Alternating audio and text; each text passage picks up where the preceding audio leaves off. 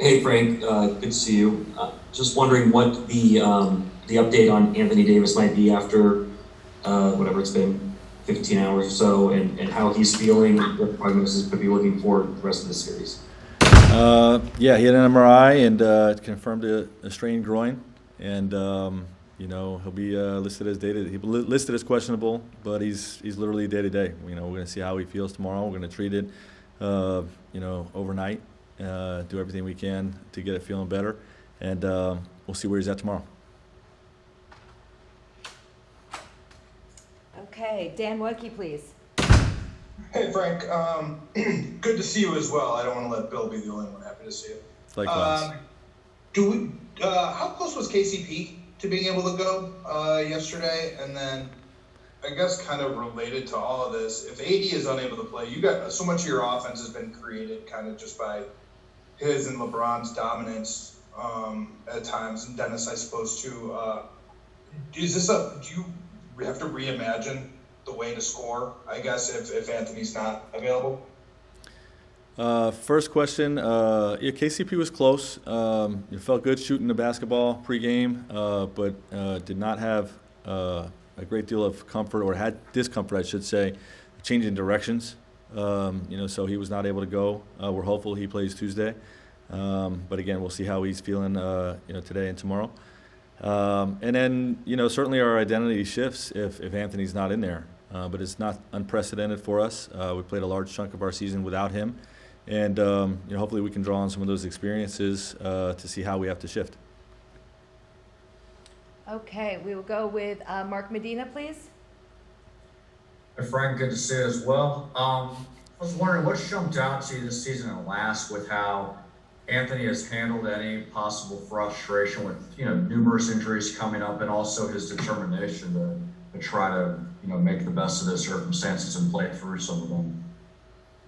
Yeah, I mean, every great competitor is going to be frustrated if they can't be in there. But I think he's shown an incredible amount of toughness the last 2 years playing through injury. And we saw that the other night when his knee wasn't feeling all that great, and he said he's going to be out there no matter what. I just think that's who he is. He's a tough competitor that's going to play through stuff. Okay, Kyle Goon, please. Hey Frank, apologize for the noise. You guys had a 4-game winning streak coming out of the All-Star break, where you guys were very successful with just LeBron as the main guy. What is that a part of the season you look back to, a stretch where you think if we have to go without AD tomorrow, we can look back and see what we did here? Yeah, for sure. Like I just mentioned, we did play a stretch of our season without Anthony. Not just during that 4-game stretch, but the entire stretch where Anthony was out. And, a lot of lessons that we learned during that stretch. Hopefully we can draw on those experiences if we have to play without him. Okay, Jovan, please. Hey Frank, I know I've asked you about the LeBron on-off stuff multiple times this season, but in the playoffs right now it's plus 37 with him off, minus 33 with him, or plus 37 with him on, minus 33 with him off. Is there a sentiment that if AD can't go, LeBron might just have to play 40 plus minutes, and you treat it like a game 7 where you just have to play him to his max, or kind of how do you view that with how much you guys have struggled when he's been off the floor, and then now AD won't be on as well? Well, the first thing is, we have to win the minutes when he's off.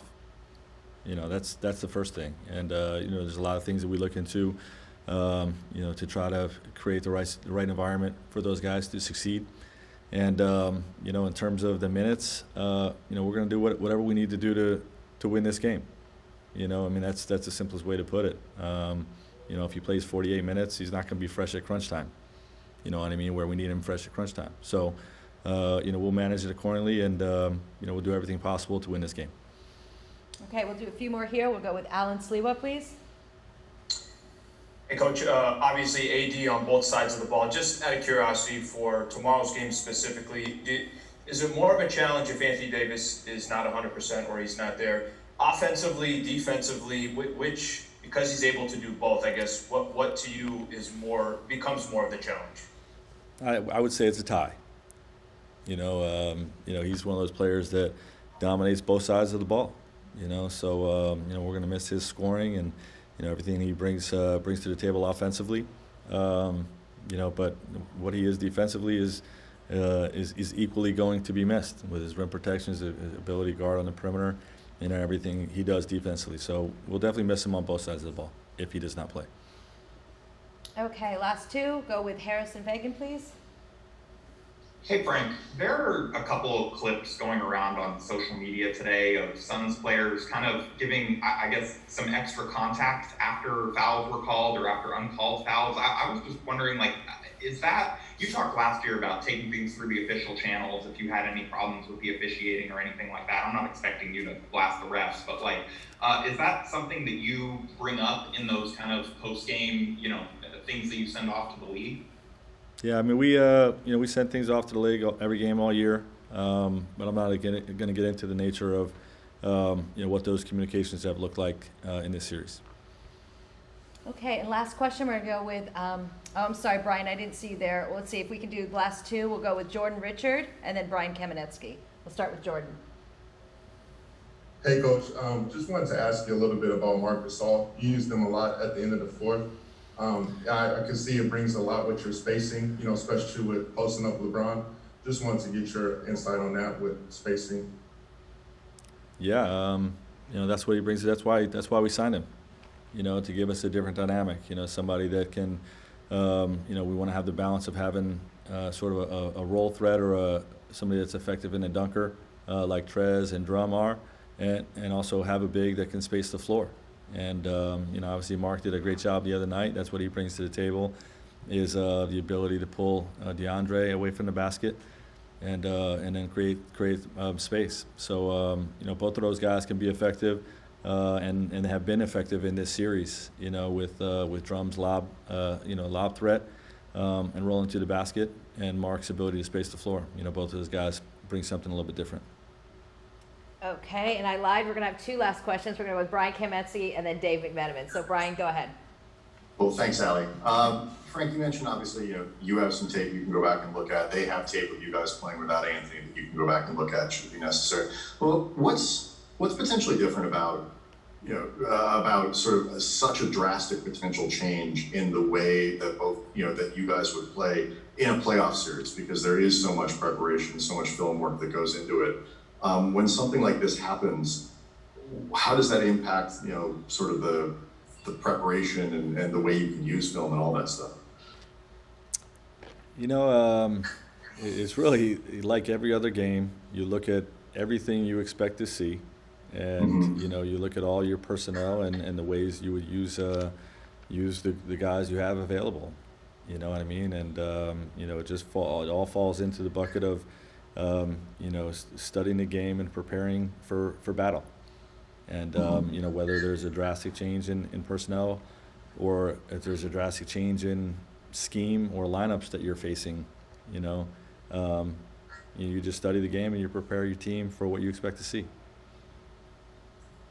All right, and last but not least, Dave McMenamin, please.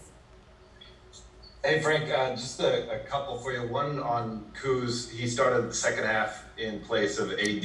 How do you think he performed, and is that the direction he'll go in Game 5 if he cannot play? Do you think I'm going to give you the direction I'm going to go in Game 5? I don't, but you never know until you ask. I'm not going to give you the direction I'm going to go in Game 5. And, Kuz played well. He missed a few plays here and there, but his energy is always a positive for us. His positivity and just activity with how hard he plays is always a positive for us. So I was pleased with how he stepped up in AD's absence. And this one's obviously a subjective type of question, but what was Anthony's mood like today when you were around him? How is he processing this groin injury? I'd rather not get into that. I mean, these guys, they're great competitors. They're always going to say, I'm ignoring this. I'm going to be in there. You know what I mean? So, we'll just see. That's what his mindset is, like any competitor. But, we'll see what the groin feels like tomorrow, and we'll make a smart decision. But he's in good spirits.